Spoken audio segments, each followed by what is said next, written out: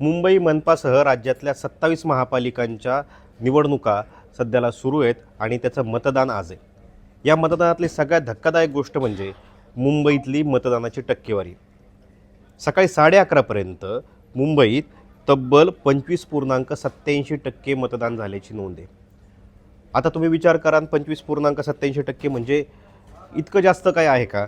तर इतर राज्यातली मतदानाची टक्केवारी जर तुम्ही पाहिली तर सगळ्या महापालिका जेवढ्या 27 महापालिका आहे त्यांच्यापैकी 11:30 पर्यंत कुणीही 20% जी सीमा आहे ती ओलांडलेली नाही आहे.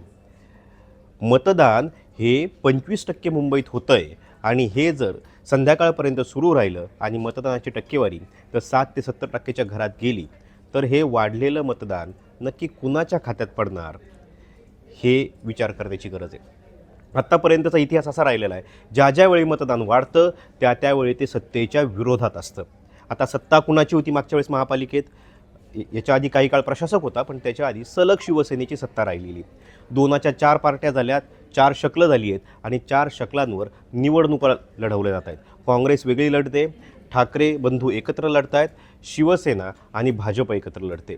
आणि अशामध्ये हे वाढलेलं मतदान नक्की काय सांगतं आहे हे विचार करण्याची गोष्ट आहे. दुसऱ्या बाजूला अनेक ठिकाणी तक्रारी येत आहेत की वोटिंग मशीन बंद पडल्यात. काही ठिकाणी तक्रारी येत आहेत की बोटावरची शाई पुसली जाते. आपण सकाळी पण बोटावरची शाई पुसली जाते की नाही याचा एक फॅक्ट चेक व्हिडिओ केला होता.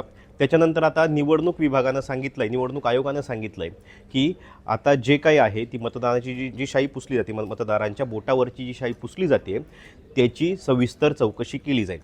पूर्वी काय केलं जायचं तर एक दौत असायची, त्या दौतनी शाई तुमच्या बोटाला लावली जायची. पण काही निवडणुकांपासून आता एक मार्कर पेन आलेला आहे जो शाईचा मार्कर पेन असतो आणि त्या शाईच्या मार्कर पेनने तुमच्या बोटावर शाई लावली जाते. मात्र या मार्कर पेनची शाई जी आहे ते थिनर किंवा जे तुम्ही नेल पॉलिश पुसता त्या लिक्विडनं पुसली जाते असं म्हटलं जातं आहे. आणि त्याच्यानंतर आता बोगस मतदान होतं आहे की काय असा प्रश्न अनेकांना पडला आहे. दुसऱ्या बाजूला कालच जे संजय राऊत आहेत, संजय राऊत उद्धव ठाकरे शिवसेनेचे जे संजय राऊत आहेत त्यांनी सांगितलं होतं, खासदार संजय राऊतांनी, की आम्ही स्वतःची एक सेना प्रत्येक ठिकाणी ठेवणार आहे. जे पण दुबार मतदार करतील त्यांना ठोकण्याचं काम आम्ही करणार आहे. आणि आज तसं चित्र दिसतंय. अनेक ठिकाणी भगवे कपडे घातलेले जे भगवे गार्ड आहेत ते शिवसेनेचे ते अनेक मतदार केंद्राच्या बाहेर उभे आहेत. दुसरी गोष्ट, आता अनेक ठिकाणी महापालिकेत ज्या तक्रारी येत आहेत निवडणुकीच्या त्याच्या पार्श्वभूमीवर काहीच वेळात उद्धव ठाकरे पत्रकार परिषद घेणार आहे आणि पत्रकार परिषद घेऊन ते काय बोलतात हे मात्र पाहणं गरजेचं असणार आहे.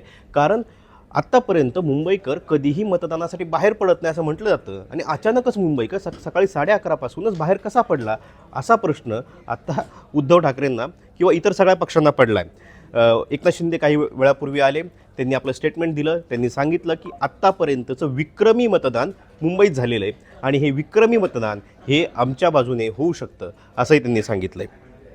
याच्या पुढचं काय तर दादरच्या छबिलदार परिसर जो आहे त्या ठिकाणी अनेक मतदारांनी तक्रारी केल्या की त्यांच्या बोटावर जी शाई पुसली जाते त्याचे अनेक व्हिडिओ समोर आले आणि त्याच्यानंतर निवडणूक विभागानं आता उत्तर दिलं आहे आणि त्यांनी सांगितलं आहे की ही जी शाई पुसली जाते याची चौकशी केली जाणार आहे. उद्धव ठाकरेंनी काल पत्रकार परिषद घेऊन सांगितलं होतं की जे नवीन मशीन आलेलं आहे त्या मशीनचं काय, त्या मशीनमधून कशाप्रकारे काय केलं जाईल याचं आम्हाला काही माहीत नाही. उद्धव ठाकरे राज ठाकरेसोबत होते, त्यांनी मुंबादेवीचं दर्शन घेतलं होतं काल आणि त्याच्यानंतर आज हे मतदान होतं आहे. उद्या निकाल लागणार आहे. आज जे वाढलेलं मतदान आहे ते वाढलेलं मतदान नक्की कुणाच्या पारड्यात पडतं आहे, कुठे त्याचा फायदा होतो आहे? शिवसेनेची जी 2 शकलं झाली आहेत त्याच्यापैकी शिंदेंच्या खात्यात किती पडतात आणि ठाकरेंच्या खात्यात किती पडतात, त्याचा भाजपला कसा फायदा होतो आहे? आणि हेच नाही, बऱ्याच ठिकाणी बंडखोर तयार झालेत. शिवसेनेतून अनेक बंडखोर हे अपक्ष निवडणूक लढवत आहेत. त्याचा फायदा कुणाला होणार आहे? त्याचा फायदा भाजपला होणार आहे, त्याचा फायदा शिंदेंना होणार आहे की त्याचा फायदा काँग्रेसला होणार आहे हे पाहणं महत्त्वाचं असणार आहे. दुसऱ्या बाजूला अनेक ठिकाणी पक्ष न पाहता स्थानिक उमेदवार कुठल्या प्रकारे आपल्याला मदत करतोय, 5 वर्ष आपल्यासाठी अवेलेबल असतो याच्यावर उमेदवार निर्णय घेणार आहे. त्याच्यामुळे उमेदवारसुद्धा संभ्रमात आहे. दुसऱ्या बाजूला अशा घटना घडत आहेत आणि त्याच्यामुळे या पुढच्या काही तासात काय घडतं हे पाहणं महत्त्वाचं असणार आहे. याच्या व्यतिरिक्त मुंबई महापालिकेव्यतिरिक्त ज्या काही इतर महापालिका आहेत त्या महापालिकांमध्ये जे सकाळपासून जे मतदान आहे ते संथ गतीने होतं आहे. अनेक ठिकाणी तक्रारी येत आहेत, पैसे पकडले जात आहेत. नाशिकमध्ये पैसे पकडल्याच्या 2 ते 3 घटना घडल्यात आणि त्या ठिकाणी राडासुद्धा झालेला आहे. खुद्द नवी मुंबईमध्ये गणेश नाईकांना मतदान करतेवेळी त्यांना मतदान करता आलं नाही, त्यांचं उमेदवार यादीत नावच नव्हतं.